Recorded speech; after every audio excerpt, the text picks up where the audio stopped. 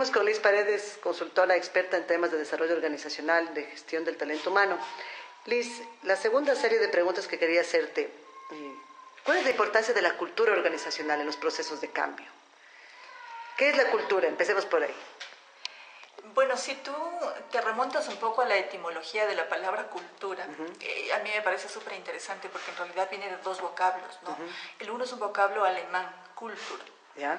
y los alemanes utilizaban este vocablo para hablar del espíritu de una sociedad, ¿Ya? o sea, de esa parte no tangible, que se expresa a través de la religión, las artes, ¿verdad?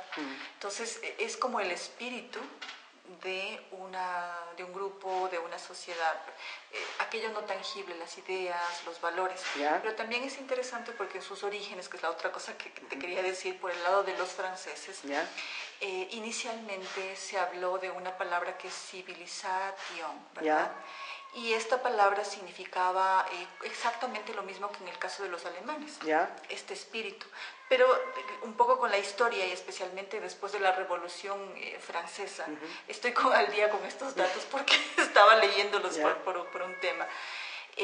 Se asocia más bien con el tema de progreso tecnológico. Claro, civilizado es exactamente, desarrollado. de un desarrollo social, económico y sobre todo tecnológico, ¿verdad? Entonces, bueno, después se distancian estas palabras y la civilización queda más para este tema del desarrollo y el progreso económico, y la cultura queda para esa parte no tangible, esa parte como espiritual. Entonces, bueno, el tema de la cultura es un tema largamente estudiado y arranca realmente su estudio en lo que es la sociedad misma, en los pueblos.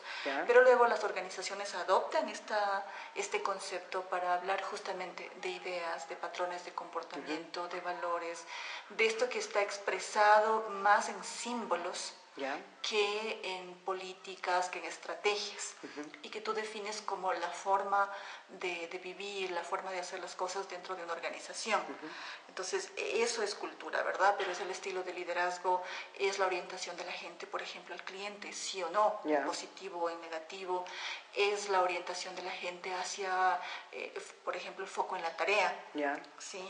O la falta de foco en la tarea o un excesivo foco en la tarea. O sea, esta manera de cómo viven las organizaciones, el tipo de relaciones entre colegas, el lenguaje que utilizan. Para eso es decir, el concepto de cultura en el campo de las organizaciones está enfocando este tipo de aspectos o de características. ¿Y cuando haces cambio, desarrollo, qué papel tiene la cultura entonces? Bueno, el tema es que justamente como es un concepto transpolado de las sociedades, el tema de el por qué la gente y los científicos sociales empezaron a preocuparse del tema de la cultura es porque se decía que no todo era tangible en los procesos, por ejemplo, de comportamiento social.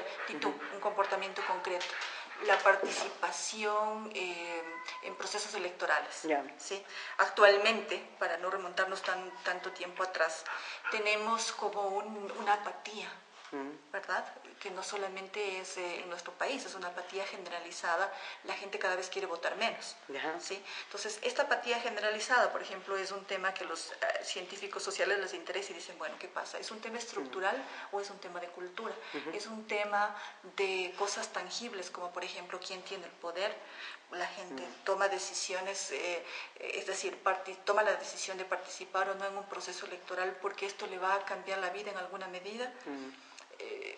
¿Te das cuenta? Entonces, porque incide en su economía, incide en su forma de vivir, es este el tema. Pero por el otro lado dicen, no, o es una cultura política que se está desgastando. Entonces, no sé si me explico. Sí, sí. En realidad, el rato que tú intervienes en la cultura, tienes que tomar en cuenta no solamente, o más bien dicho, el rato que tú intervienes en un proceso de desarrollo organizacional, no tienes que tomar como único factor la cultura.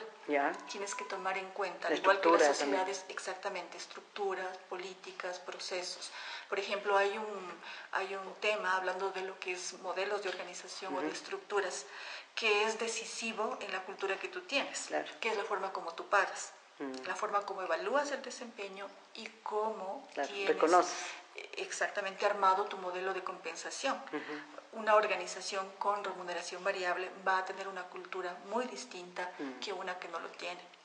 Entonces, para intervenir en desarrollo organizacional es importante mirar la parte de la cultura, pero también la otra parte estructural, ¿no? O sea, yo personalmente pienso que los dos componentes tienen que ser mirados si tú quieres gestar un cambio a largo plazo. Muy bien. Seguimos entonces.